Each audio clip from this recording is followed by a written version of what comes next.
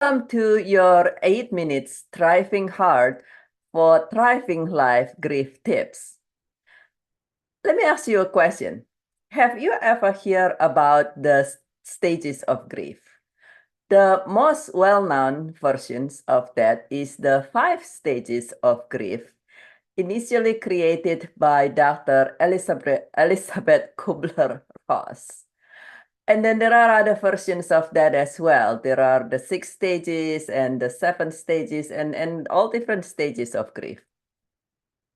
And what is your thought if you have heard about it, or particularly if you have experienced grief that is not related to terminal illness, or perhaps even my heart goes out to you if you do, or even somebody, a loved one or something that has a terminal or was told to have a terminal condition.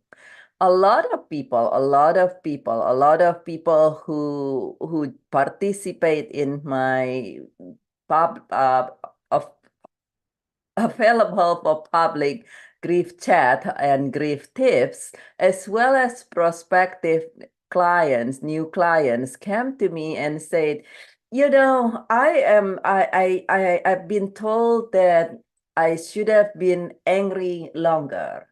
Or perhaps they said, oh, such and such. Sometimes it's in their therapist, sometimes it's their neighbor, and sometimes it's they believe from reading something that, oh, I'm stuck in my grief because I did not have long enough depressions, or I'm stuck in my grief because I'm not feeling any denial, or I'm having difficulty. I'm having great difficulty because I skipped the first 2 stages, and then I'm on this stage already or something.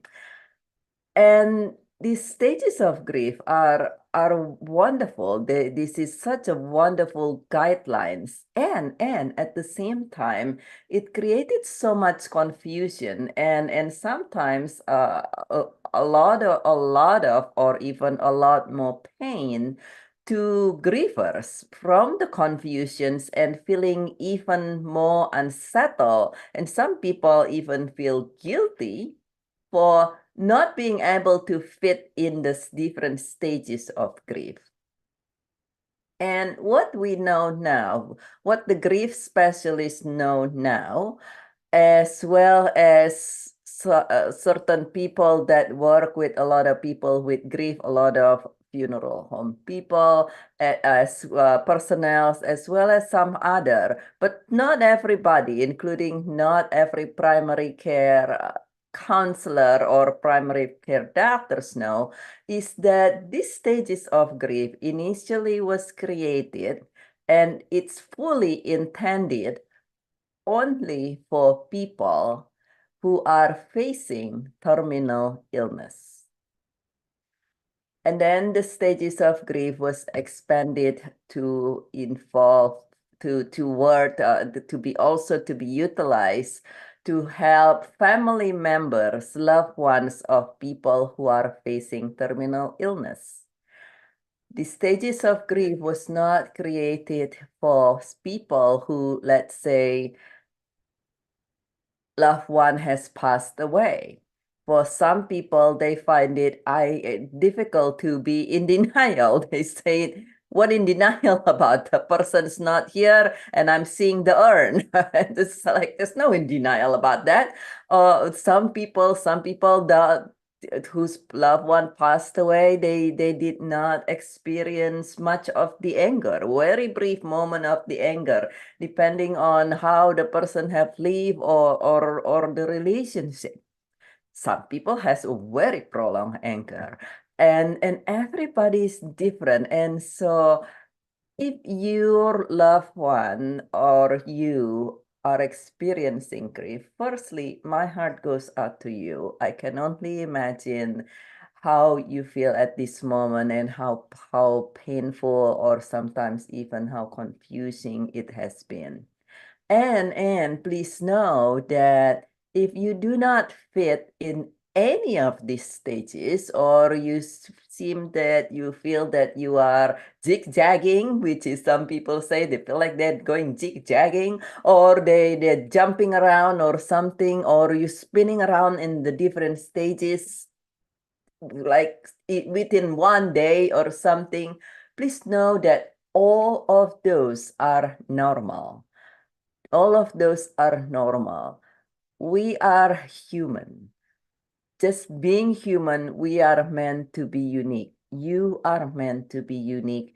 Your feelings are meant to be unique moment to moment. And grief is a very personal journey. Nowadays, we know that even people who are facing terminal illness, or loved ones of people who are facing terminal illness, they don't always follow the different stages of grief in an orderly manner. Sometimes they jump around, and then sometimes they stay in one spot, and then they suddenly spun around on the rest of them. So everybody is meant to be unique. You are meant to be unique.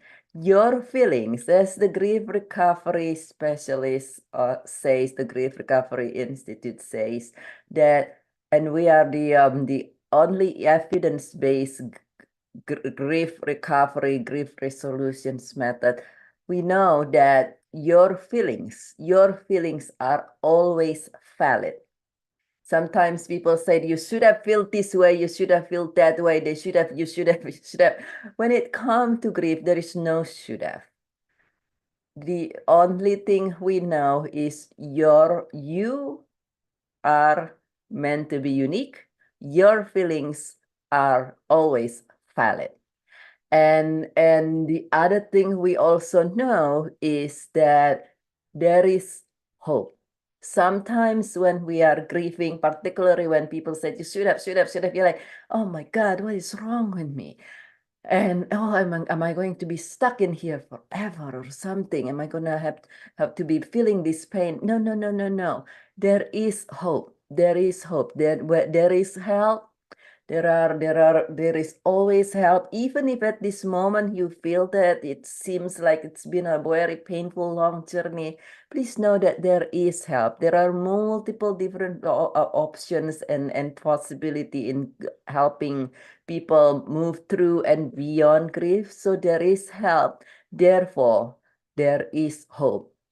Even if you never fit in any stages, trust me that there is hope. And if you have any question, feel welcome to connect with me directly. And if you find these videos helpful, please subscribe to this so you will continue to have an update, because I do this every week, as well as please like this video and feel welcome to also share this with anyone whom you know might benefit, because we all deserve and want to thrive. And this is Dr. BirgitteTan with Joyful Riches Beyond Grief. I care about you very, very much. Do feel welcome to connect with me through these YouTube channels, wherever you're watching this, or through my email, drtanforgrief@gmail.com, as it's written on the bottom of this screen. And I see that you will be able to have more ease and peace of mind with this understanding, and I look forward to see you again.